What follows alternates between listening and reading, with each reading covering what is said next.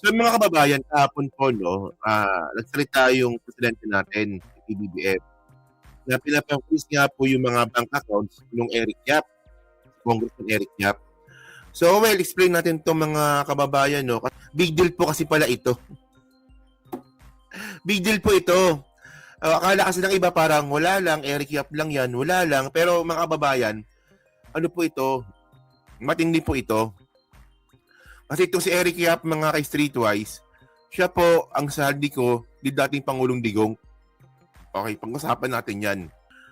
So ito yung ito yung statement kahapon ni PBBM. Basahin natin, no? Freeze order issued versus Yap's firm linked to substandard La Union Flood Control Project. Yung freeze order po, parang nga po kay Eric Yap, tsaka po sa kanyang kumpanya. So, sabi dito, tingnan nyo matindi to. May mahigit na 16 billion na ang pumasok sa mga transaksyon ng Silver Wolves mula 2022 hanggang 2025. Na karamihan ay may kaugnayan sa mga flood control project ng DPWH. Marcos said in the recorded video statement. Kung si Eric Yap nga po ay merong Silver Wolves, si Saldico naman merong Sunwest. Sunwest. Yan. Sunwest. So, kita nyo paras ng scheme. No, paras pa ng scheme. Ganun na ganun din po yung scheme. Tapos, sabi pa dito, more than 16 billion entered the transaction of Silver Wolves from 2022 until 2025. These are mostly linked to the DPWH flood control projects. Parang Sunwest nga din. A total of 289 bank accounts were frozen, Marcos said. Other than these, 22 insurance policies, 3 securities account, and 8 air asset connected with Skyyard were also frozen. Ganun na ganun din po nangyari kay Saldico, mga kababayan. Si Saldico po, meron din pong ilan 14 billion na ata, no, kung hindi ako nakakamali. 14 billion po na pera, 200 megit din po na bank accounts, and then pati air asset din po ni Saldico. So, paras na parehas sila. So, hindi lang yan actually, kala nyo ganun-ganun lang yan. Hindi lang yan, sabi pa dito. Kailangan natin ng mga freeze order na ito para hindi maibenta ang mga ari-arian at para maibalik natin sa ating mga kababayan ang mga pisong pinaghinalaang ninakaw, sabi nga po ni Marcos. Okay. So ngayon mga kababayan, no, tingnan ngayon natin itong profile nga po ni Eric Yap. Congressman Eric Yap. Siya ito So, tingnan ninyo Okay. Ang nakalagay dito, ano ba yun? Banda dito sa taas yan Yan, tingnan nyo On March 2, 2020, Yap was appointed as chairman of the Appropriation Committee, replacing Isidro Ungab. Yap is the first neophyte congressman and first party list representative to lead the Committee on Appropriations. So, anong committee rin po yung hawak ni Saldico? Para po sila ni Eric Yap, Appropriations Committee. Di ba? Ang pinalitan niya pala si Isidro Ungab, no? Dapat si Ungab din pala, imbestigahan din to. Baka may anomalya din pala si Isidro Ungab. Isa ring mayabang din si Ungab na yan di ba? Tingnan nyo clear na ngayon si Saldico po naging Appropriations Committee nung panahon po ni PBBM. Si Martin Romualdez po yung House Speaker noon. Ganon din po itong si Eric Yap. Naging Appropriations Committee rin po siya noong year 2020. Okay? So, ngayon, mga kababayan, dito na natin makikita na kung ano man yung scheme na ginagawa po ngayon ni Saldico, sinundan niya lang po yung ginawa po dati ni Eric Yap. So, kasi mga kababayan, ito, nakalagay yan dito Tignan nyo.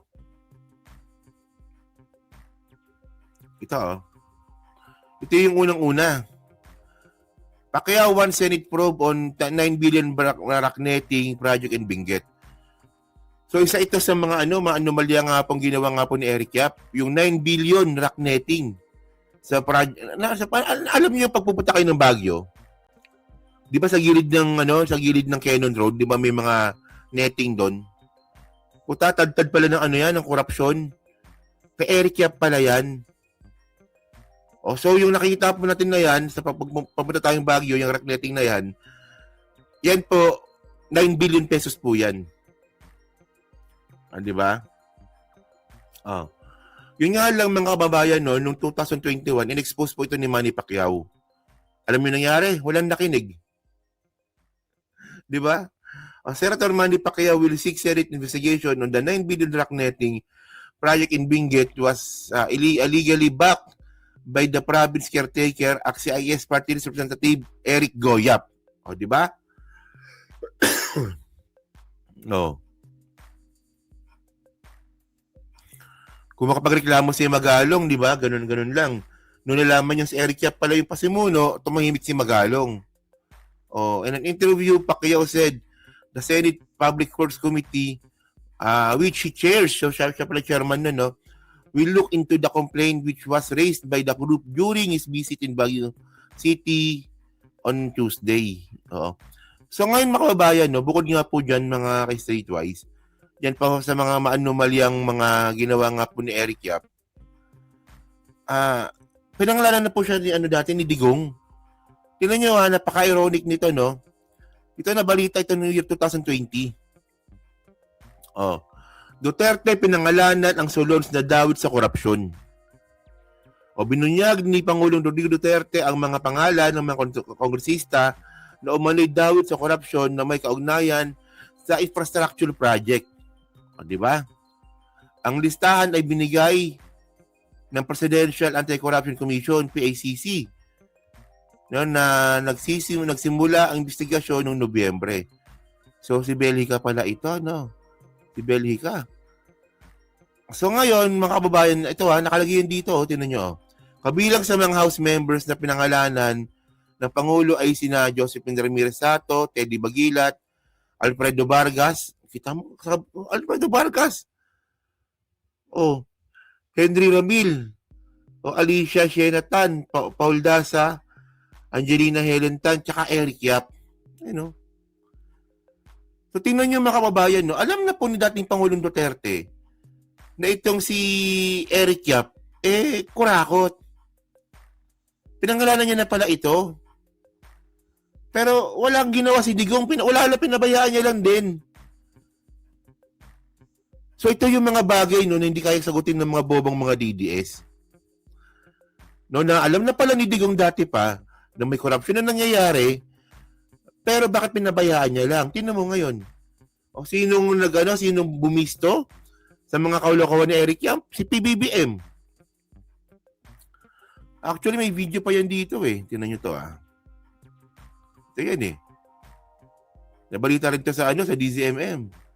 Maging kaalyado ng Pangulo na si Eric Yap ay pinangalanan sa listahan na nakikialam umano sa bidding at ginagamit ang impluwensya para piliin ng district engineers para makontrol ang mga pag-award ng proyekto. So, matindi, no? Yung sinasabi ko Nung kay Magalong mga kababayan, galit na galit si Magalong nung nalaman niya na may corruption pala na nangyari dyan sa rock netting. Pero nalaman nga po ni Magalong, nakasabot pala yung kaalyado ni Digong na si Eric Yap, tumahimik siya bigla. Parang ito, tinan nyo to Ito yung statement ni Digong Should be aware that there is no hard evidence. That's one. That it cannot be translated by just reading the names that they are already guilty because natawag ako kay Digong dito Binanggit niya na yung pangalan, pero sinasabi ni Digong, kayong mga Pilipino na nakikinig ngayon, lilinawin ko, ito mga pangalan na to, hindi pa sila guilty Puta, pinangalanan mo na, sasabihin mo hindi pa guilty. Pero tinan niyo malinaw, sabi niya dito, tinan niyo Should be aware that there is no hard evidence. That's one. that it cannot be translated by just reading the names that they are already guilty, because presumption of innocence would lie all throughout until conviction or acquittal. I was Bugok din eh, no? Pinangalanan niya ng mga kababayan, tapos meron pa siyang sinasabi na presumption of innocence. Eh, tanga din talaga. Pinangalanan mo pa, tapos nilinisin mo rin pala yung pangalan nila. Eh, tanga eh, no? Ano yung presidente na to, no? Akala ko ba best president ito? Akala ko ba ito yung the Punisher? Pero harap-harapan para siyang ninakawan, wala siyang ginawa. I just want to assure everybody that yung pagbasa sa pangalan ninyo is not a condemnation or an indictment that you are guilty of something.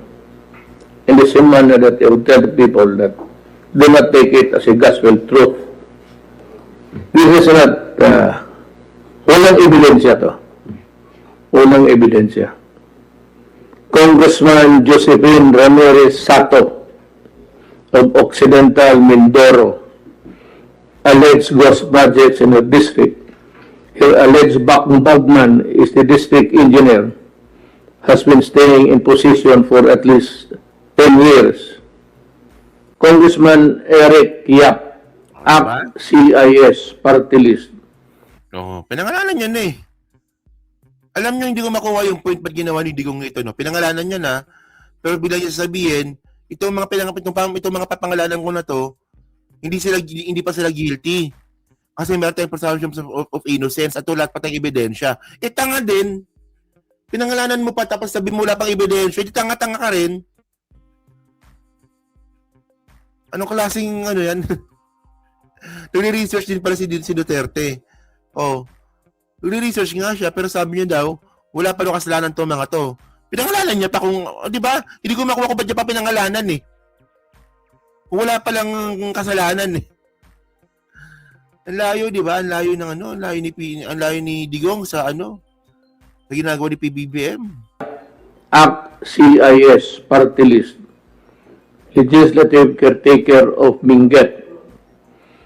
Alleged rigging of bid through his agent, exerting influence in choosing his district engineer to be able to control the awarding of projects in the district assigned to him.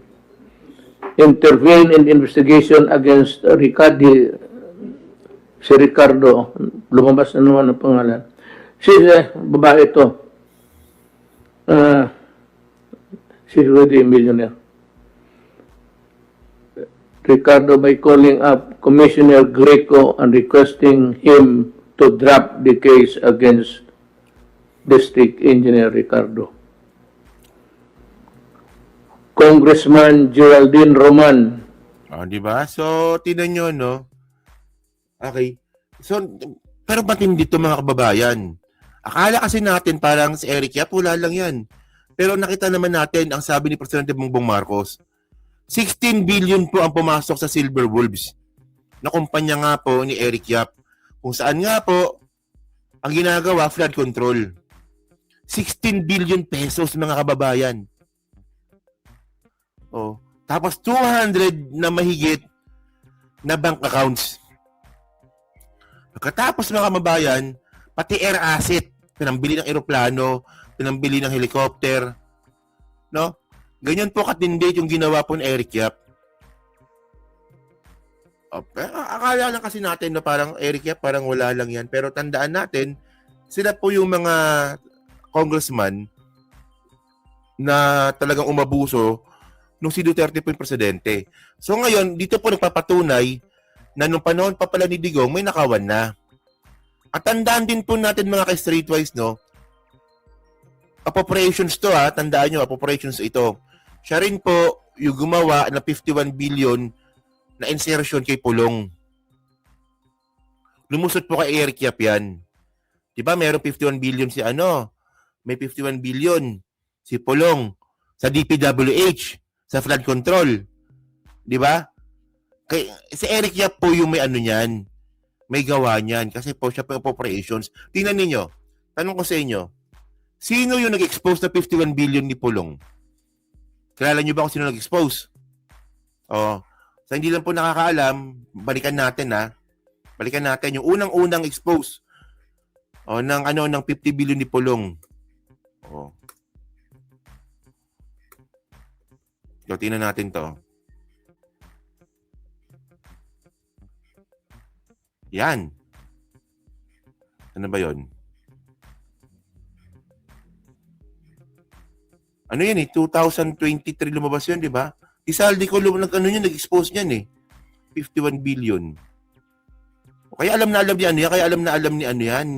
Ni Saldi ko yan. Kasi, si Saldi ko po yung pumalit kay Eric Yap. Oh. Ito, yun Oh, tama. Ito nga.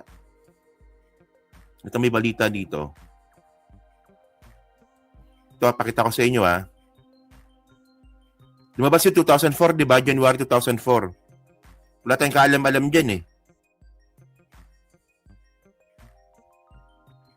Ayan, Oh. Yan. O, di ba? Tanda ko yan kasi kinontent ko yan Saldi ko naglabas niyan Oh, may ads pa. O, yan Oh, unprecedented. Saldi ko says 51 billion allocations to Paulo Duterte's district in 3 years, the highest in history. Oh, kailan nabalita yan? January 4, 2024. 2 years ago. Kasi ilang linggo na lang, 2026 na, di ba? So, 2 years ago. Oh. So, kaya nga, di ba, nung in-expose nga ito ni Saldi ko, sabi ko dati, wow, galing ni Saldi ko.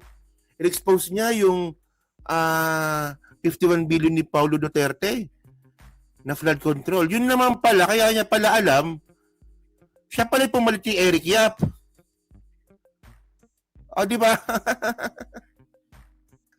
So, ngayon, tandaan po natin, kung si dating Pangulong Digong nga po, inutil po sa ginawa niya kay Eric Yap, natandaan po natin ulit na si Eric Yap nga po, ang saldi ko nung panahon ni dating Pangulong Digong, ngayon nga po, na-freeze na po yung asset. Bukod po sa pag-freeze po ng asset, alam niyo na kasunod doon. Kaso na po ang kasunod doon. Pag kaso na po, ibig sabihin nun, makukulong po si Eric Yap. O, di ba? Ngayon lang po nangyari ito sa history ng Pilipinas na isang presidente nagpakulong ng congressman dahil po sa korupsyon. As in, ngayon lang nangyari ito, na talagang marami sila. Kasi kay Pinoy, ilan lang Pero dito kay PBBM, madami pong makukulong dito. Oh. So, kaya yun. So, kayo po, masabi nyo nga po dito, sa tag-freeze nga po ng account ni Eric Yap, sa utos nga po ni PBBM.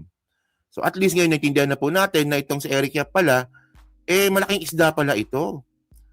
Ito pala yung saldi ko nung panahon ni dating Pangulong Digong. Sipin niya na 16 billion pesos. Di ba? Di ba taxi Eric Yap at Pulong ay joint venture sa Rocknetting? O parang ganoon nga ata, pero hindi ako sure. Hindi. Mukhang research yan. Tinong ko, Yan, so yun. So, pa-comment lang po sa baba. Binabasa ko po lahat yan. At syempre, dyan po sa Team Replay, pa-like, pa-subscribe. Di makalabisan, pa-share na rin po na video po na to. Okay? So, next topic tayo, Yan, medyo nawala ni antok ko. Hindi na talaga, nagsisimula ko, inaantok ako